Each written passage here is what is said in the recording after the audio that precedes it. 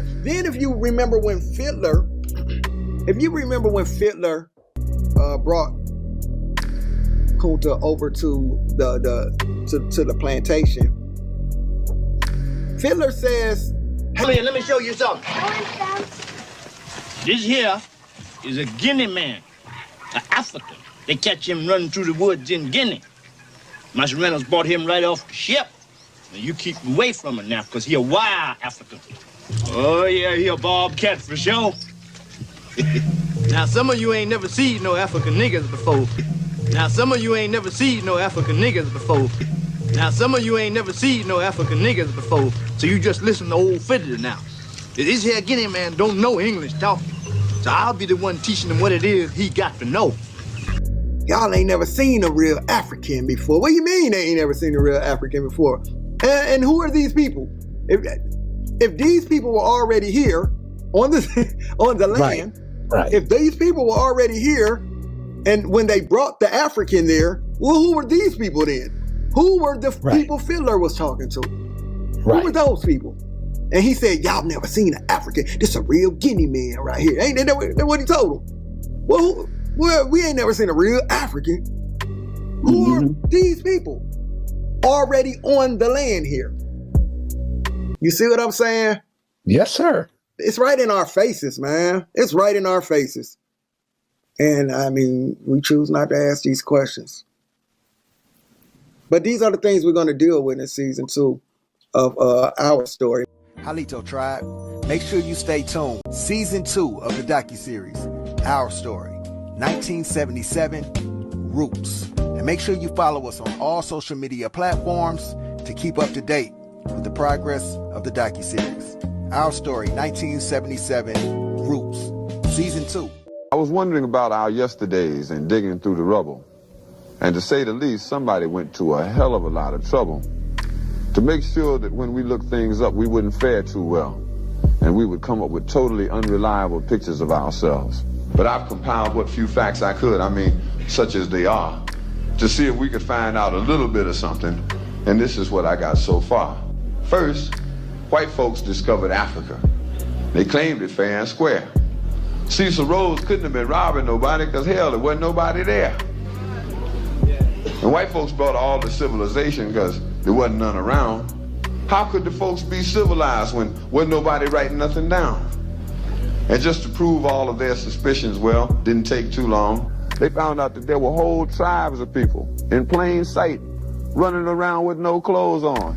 That's right. The men, the women, the young, and the old righteous folks covered their eyes, and no time was spent considering the environment. Hell no, this just wasn't civilized.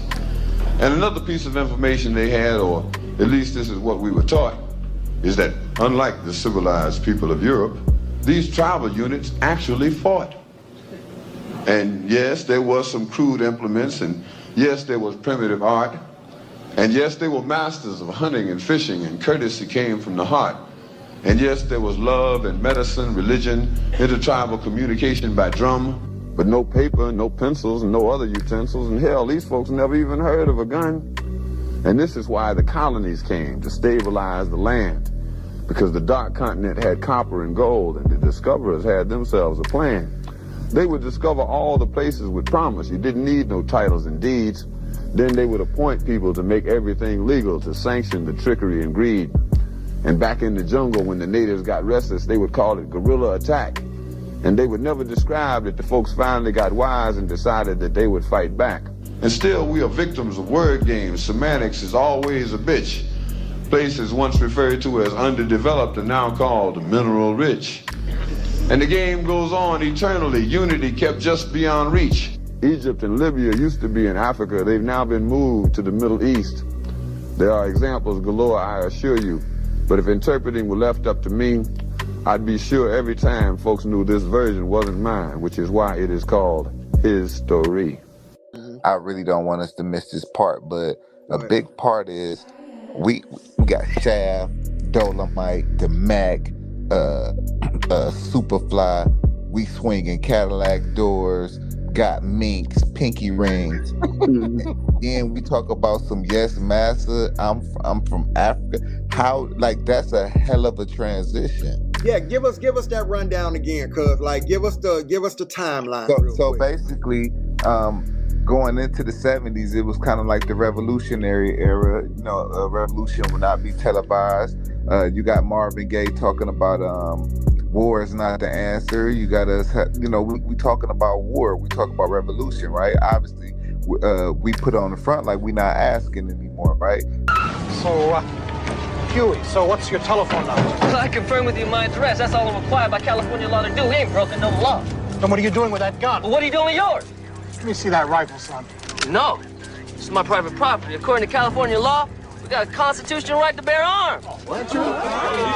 Okay, move along. Go on about your business. Wait, brothers, sisters, no. You ain't got to go nowhere. This is your business. Stay right here. The law says, as long as you stand a reasonable distance, that's 8 to 10 feet to be exact, you've got a right to observe the police carrying out their duties. From what I can see, you're standing 22 feet away from this man. So, brothers, ain't no law being broken. That's right. You stay right where you are. You ain't got to go nowhere. Tip for protest. Learn about the Black Panther Party. Is that gun loaded, boy? Fish and game law clearly states it's unlawful to carry a live round of ammunition in the chamber of a shotgun or rifle in a vehicle. Pig. Refer to him as officer. Then don't you refer to him as boy. Well, is it loaded? I tell you, officer, it wasn't, but now it is.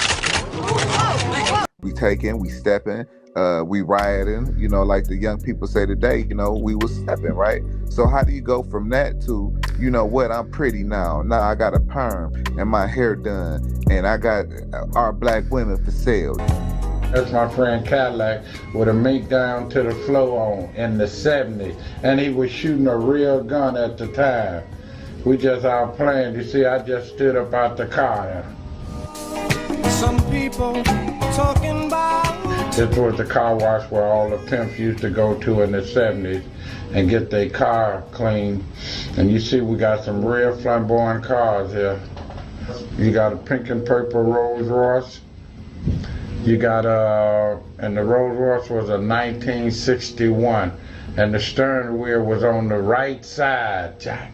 That was live. That was the pimp guy's car. Then with his colors, pink and purple. So that was his Rolls Royce.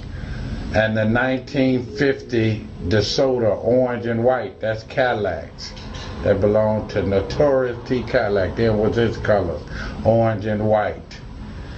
And you see Cadillac and God and me and a few other the pimps just hanging at the car wash. You know, getting the car clean, we just, you know what I mean, shooting the breeze, having fun, talking pimp talk, you know. Some of the other pimps, you got Crip out there, his name now they call him the captain. I see Pole is out there in the black with the big old gold hat on. That's Pole, King Pole they used to call him. He's cold, Jack, he got a slick Fleetwood Broham. Little shorty walking around, looking around. You know, you have guys that hang around the car wash, admiring all the pimps. Cadillac started taking pictures at an early stage of the pimp thing. I'm glad he did because I got a lot of them pictures that give me memory. You see, it's a hand car wash. Players hang, that's L double, Lord Wright we call him. He was hanging at the time. Oh man, there was some good pimps there. Look at Pole, he was cool, Jack.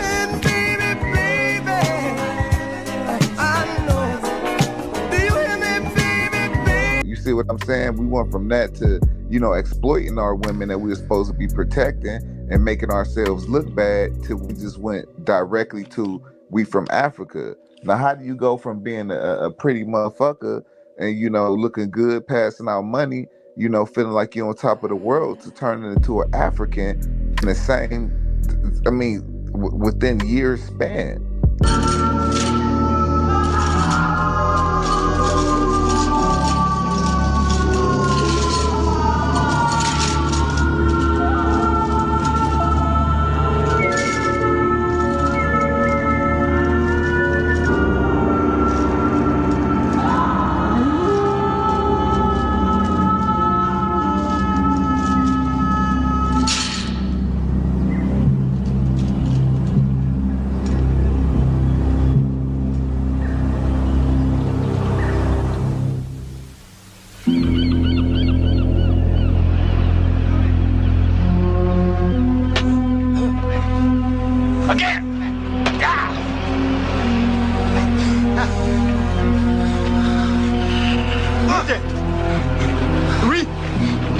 Get back in line. Get in there. Get in there. No. Get in there. Move. Birds in that fire. Get up.